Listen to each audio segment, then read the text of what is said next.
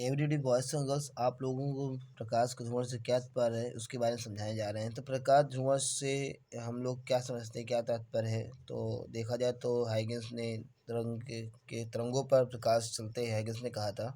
तो कितने प्रकार की तरंग होती है, अंधा तरंग और अनुप्रस्थ तरंग। अंधा तरंग के लेकर हाइगेंस ने कई नियमों का प्रतिपादन किया। प्रकाश प्रवर्तन, प्रकाश का अपवर्तन, परिवर्तन तथा व्यतिकरण का भी निगमन किया। किसने किया? हाइगेंस ने। तो हाइगेंस के इस नियम पे हाइगेंस ने एक नियम और प्रतिपादन किया जिसे प्रकाश का धूमर कहते हैं। तो प्रकाश जब धूमर किया तो उसमें हाइगेंस फेल हो गए थे। जब हाइगेंस फेल हो गए थे तो 140 वर्ष बाद हमारे एक वैज्ञानिक है फ्रेनल। वैज्ञानिक कौन है? फ्रेनल। तो वैज्ञानिक जो फ्रेनल थे उन्होंने 140 वर्ष बाद उन्होंने प्रकाश का धुआं का खोज की। उन्होंने खोज जो की प्रकाश धुआं की खोज वो अनुप्रस्थ तरंगों में की। किसमें की? अनुप्रस्थ तरंग। उन्हें जब अनुप्रस्थ तरंगों में की तो उन्होंने कहा कि हाँ, ये अनुप्रस्थ तरंगों में प्रकाश के धुआं की खोज हो सकती है। उन्होंने दो क्रिस्टल लिए, एक क्रिस्टल और लिया, दो क्रिस्टल लिए, एक क्रिस्टल लिए है, एक क्रिस्टल और लिया, जिसे टूरमैलिन क्रिस्टल बोलते हैं। क्या बोलते हैं? टूरमैलिन क्रिस्टल। ये मान लो P1 है, ये आपका P2 है। अब उन्होंने यहाँ से कुछ क्रिया कराई। यहाँ पर एक प्राकृतिक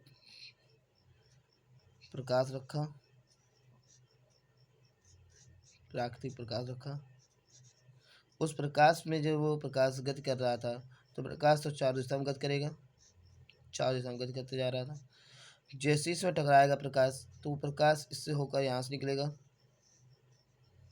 तो जब निकलेगा तो ये आपके इस तरीके निकलेगा, समतल ध्रुवित होते निकलेगा प्रकाश। तो जब ये टूरमैलिन में आपको प्रकाश गुजारा गया तो ये प्रकाश इस तरीके निकल रहा था। जो कि अगर टूरमैलिन को हम घुमाते हैं तो इसमें कुछ ऐसी तीव्रताएँ होंगी जो आपकी तीव्रता न्यूनतम भी हो सकती है, शून्य भी हो सकती है और अधिकतम भी हो सकती है। मगर यहाँ से लोग निकल रही। फिर हमने इसमें चेक करने के लिए दूसरा क्रिस्टल रख दिया टूरमैलिन। जैसे दूसरा क्रिस्टल रखा तो इसमें जो प्रकाश निकला उसके ये अवलंबवत निकला। कैसे निकला? अवलंबवत निकला। जब अवलंबवत निकला या तो कहो न्यूनतम तीव्रता निकली, अर्थात जो हमें आँखों से दिखाई नहीं देती है। तो इसे ही प्रकाश का ध्रुवण कहते हैं। प्रकाश ध्रुवण क्या होता है? वह घटना होती है जब कोई प्रकाश किसी टूरमैलिन क्रिस्टल से होकर गुजारी जाती है तो उसकी तीव्रता अधिकतम होती है या न्यूनतम होती है या कभी कभी शून्य भी हो जाती है।